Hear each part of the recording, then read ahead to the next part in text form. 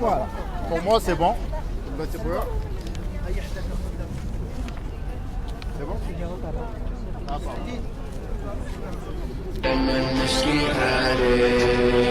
Ah, voilà, alors je voudrais faire un discours. Bon, c'est un peu long parce que ça. Oui, après نديرو هذا après ندير لا الموسيقى après تبدا. D'accord. Donc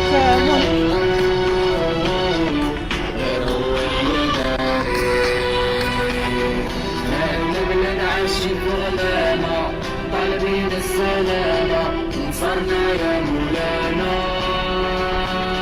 حلمنا نعيشو بكرامة طلبات الفرحة كرامة نتحاسبوا في القيامة فلوس ولادي ضيعتوها والمغفرة عملتوها وبلادها كرهتوها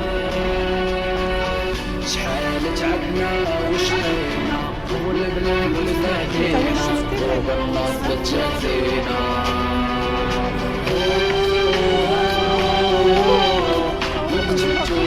c'est pour nous remonter le moral.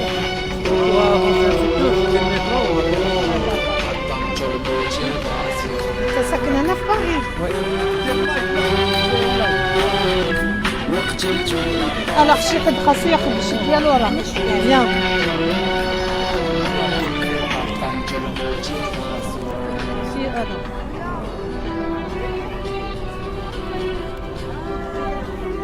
C'est un peu long, c'est pas grave.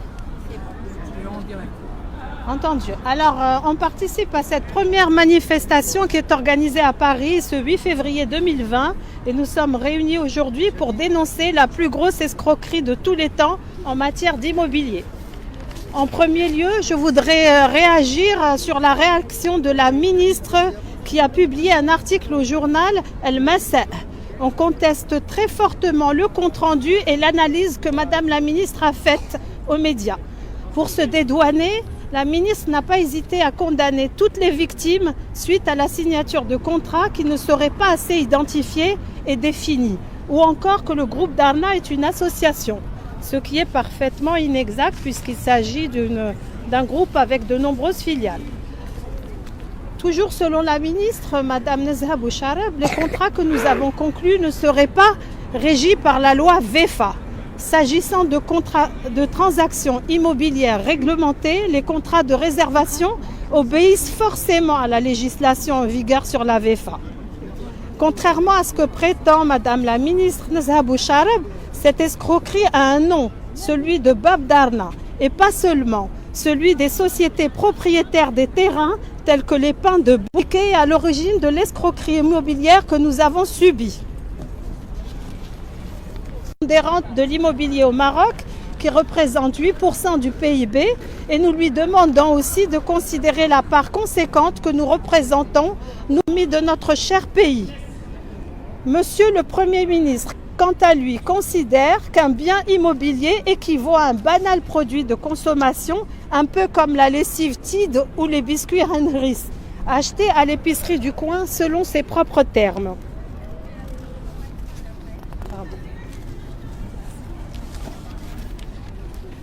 Je voudrais aussi revenir sur le PV qui a été établi par la juge d'instruction et dans lequel M. Mohamed El Wardi, PDG de Bab Darna, nie toute implication dans les faits qui lui sont reprochés. Il prétend qu'il n'était pas au courant de la commercialisation des projets du groupe pour lequel il exerce en tant que PDG. Il n'a signé aucun des contrats de réservation de sa main et rejette toute la responsabilité sur M. Othman El Bourfaoui qui est toujours en cavale.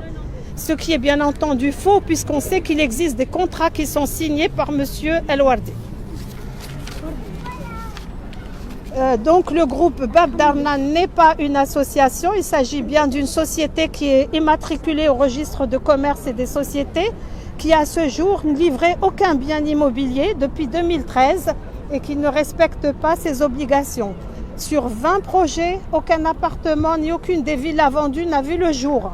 Comme promis aux acquéreurs, des projets immobiliers au nom Enchanteur, Jeannette California, Dahlia Garden, les Pins de Bouskoura, Gloria ont attiré et été vendus en masse aux Marocains résidant à l'étranger convaincus qu'ils pouvaient atteindre le rêve d'acquérir un bien immobilier dans leur cher pays, le Maroc.